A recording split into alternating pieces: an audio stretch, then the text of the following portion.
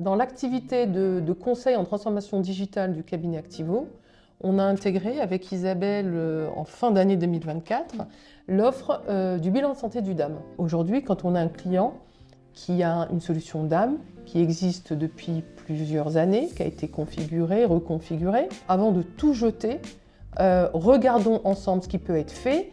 C'est aussi dans notre démarche de mise en place de solutions de DAM durables.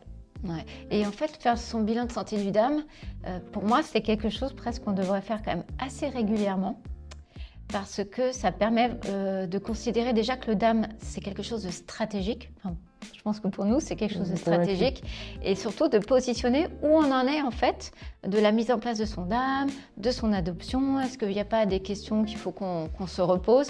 Donc, le bilan de santé du DAM, c'est surtout en fait une méthodologie. Je pense que c'est ça qu'il faut dire aussi, qu'il faut expliquer. C'est une méthode pour évaluer en fait où on en est de l'adoption de son DAM, de sa mise en œuvre aujourd'hui. Et ça passe par 6 points clés. Parce que c'est comme une méthode. Hein.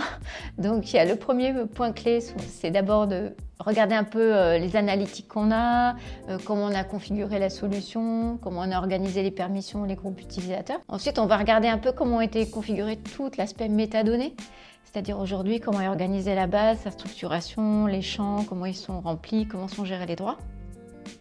On va passer aussi par une phase où on va regarder tout ce qui est gouvernance. C'est à la fois remettre en place les process, les workflows et aussi la façon dont les équipes peuvent s'être organisées pour gérer le DAM au quotidien. Et une fois qu'on a déjà fait ces 3 étapes, donc analyse, un peu métadonnées et gouvernance, on peut aussi regarder quand même tout ce qui est parcours utilisateur, un peu comment toutes les questions d'ergonomie, d'UX, de parcours, parce que ça fait partie aussi du bilan qu'on fait. Tout ce qui est aussi un peu des tests de performance sur l'ingest de fichiers lourds par exemple, sur des problématiques plus techniques. Et une fois qu'on a adressé un peu tous ces sujets, évidemment on va passer une phase de restitution et puis, puisqu'on a un cabinet de conseil, de recommandation pour permettre en fait à la fois aux clients de positionner leur DAM en termes de maturité, d'adoption et sur tous les sujets que j'ai évoqués juste avant.